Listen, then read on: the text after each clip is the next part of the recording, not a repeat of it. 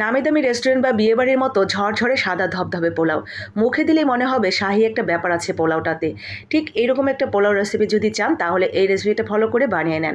সমস্ত tips and ট্রিক্সগুলো সহ আমি আজকে রেসিপিটা তুলে ধরছি। প্রথমে চালটা ধুয়ে এক সাইডে রেখে দিবেন, এরপরে পেঁয়াজ বেরেস্তা করে রেখে দিবেন, আর দিয়ে দিবেন তেলের উপরে তেজপাতা, গরম মশলা এবং 1 চা চামচ দিয়েছি এখানে আদা এবং রসুন বাটা। জিরা বাটা দিবেন না, জিরা বাটা দিলে পোলাওর কালার নষ্ট হয়ে যাবে। আদা রসুনের কাঁচা ভাবটা চলে গেলে কিশমিশ এবং আলু বোখারা দিয়ে একটু নাড়াচাড়া করে 1 কাপ গুঁড়া দুধ দিয়ে দিবেন, একটু ঘন করে গুলিয়ে। দুধটা একটু ফুটে উঠলে এখানে পরিমাণ মতো পানি দিয়ে দিবেন। পানিটা দিয়ে ওয়েট করবেন বলক ওঠার জন্য। কাঁচা অবস্থায় যদি দিয়ে দেন, মানে পানিটা ঠান্ডা থাকতেই, তাহলে কিন্তু চালটা কাদা কাদা হয়ে যাবে। তো পানিটা বলক উঠলে চাল দিয়ে, চাল সমান সমান যখন পানি হয়ে যাবে ঢাকনা দিয়ে ঢেকে 3-4 মিনিট রেখে দিবেন।